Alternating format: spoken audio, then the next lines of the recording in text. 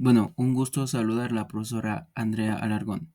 Bueno, en esta ocasión vamos a situar un ejemplo sobre un podcast que vamos a preguntar a dos periodistas, a dos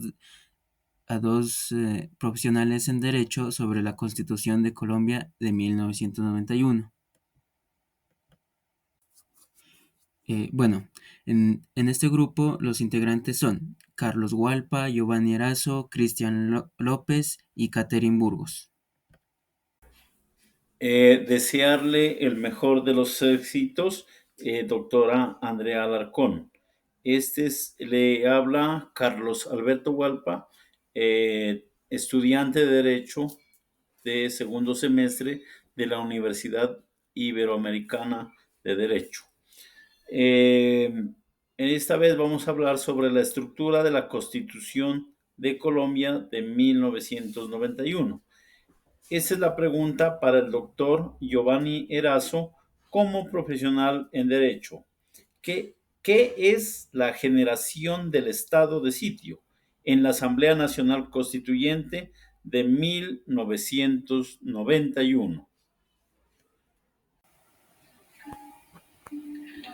La pregunta, ¿qué es la generación del estado de sitio en la Asamblea Nacional Constituyente de 1991?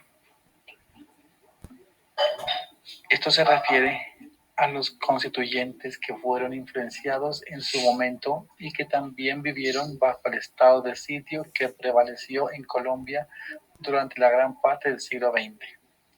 Esta generación se caracterizó por experimentar restricciones a las libertades ciudadanas y el funcionamiento irregular de los poderes públicos que fueran comunes durante ese periodo.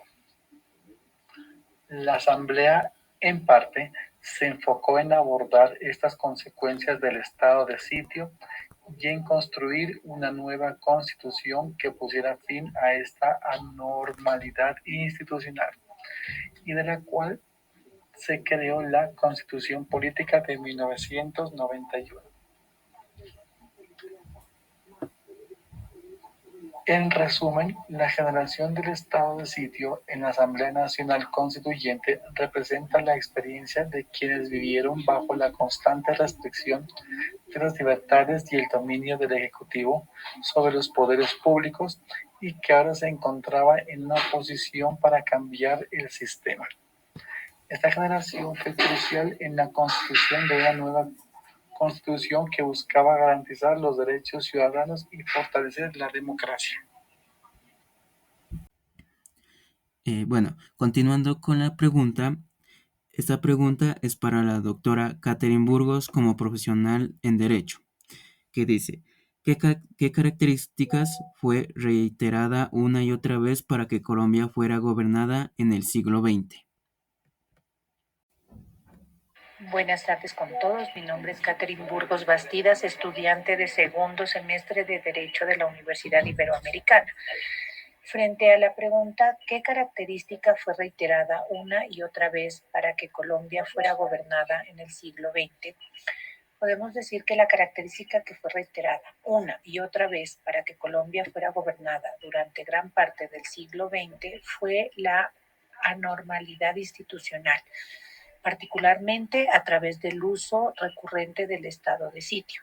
Según Barreto, este mecanismo se convirtió en una forma habitual de gobierno, al punto de que lo excepcional se volvió la norma. Esta situación permitió a los presidentes ejercer poderes extraordinarios, legislando mediante decretos con fuerza de ley y limitando derechos fundamentales bajo la justificación de crisis constante, ya fueran de orden público, seguridad nacional o conflictos políticos internos. La recurrencia del estado de sitio reflejó una crisis estructural de la institucionalidad democrática, donde el orden constitucional ordinario era insuficiente o inaplicable para afrontar las tensiones sociales y políticas del país.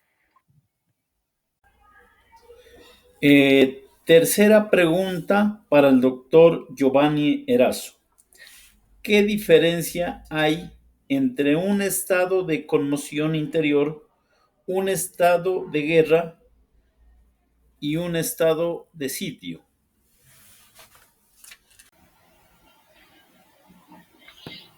En la siguiente pregunta mencionamos qué diferencia hay entre el estado de conmoción interior, un estado de guerra, un estado de sitio y un estado de excepción. En la Constitución de 1991, el estado de conmoción interior, el estado de guerra y el estado de sitio son tres tipos de estados de excepción que permitan al gobierno tomar medidas para enfrentar situaciones de crisis, pero cada uno con sus propias características y límites. Cuando hablamos del estado de conmoción interior, este estado se declara ante una grave perturbación del orden público que no puede ser controlada por las autoridades ordinarias, otorgando al presidente facultades extraordinarias para restablecer el orden. Y tiene una duración limitada y está sujeto a control por parte de la Corte Constitucional. El estado de guerra se declara ante la existencia de un conflicto armado o una amenaza inminente de guerra. Permite al gobierno tomar medidas para la defensa nacional y la seguridad del Estado. El estado de sitio, a diferencia de los anteriores, el estado de sitio se caracteriza por ser una medida de excepción más radical que se aplica cuando se presenta una grave conmoción interior o una guerra civil. Permite a las Fuerzas Armadas asumir un papel preponderante en la defensa del orden público, suspendiendo ciertas garantías constitucionales si es necesario.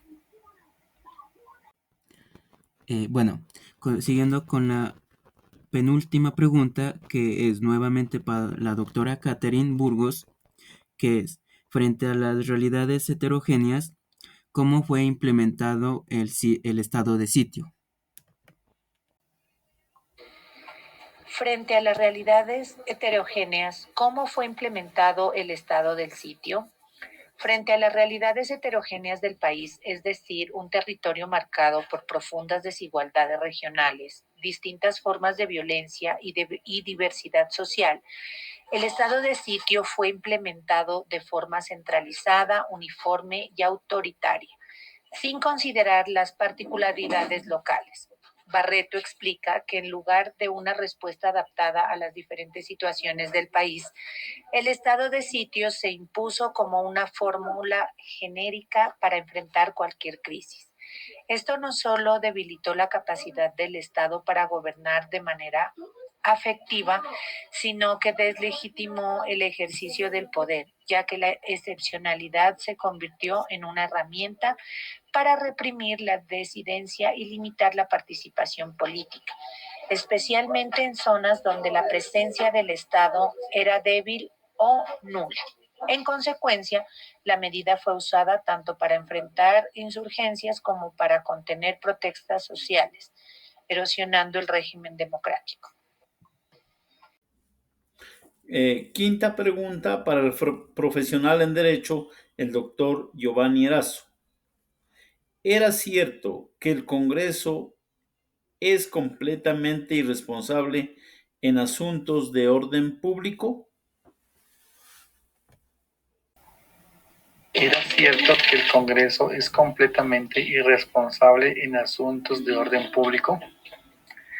En defecto de disposiciones legislativas, era deber del presidente de la República como suprema autoridad administrativa y poder concurrente en la conservación del orden público, por lo cual se concluye que el Congreso en ningún momento era irresponsable, sino que no le compete a él hacer o actuar sobre dichas funciones, ya que, como lo acabo de mencionar, es el presidente el que debe actuar.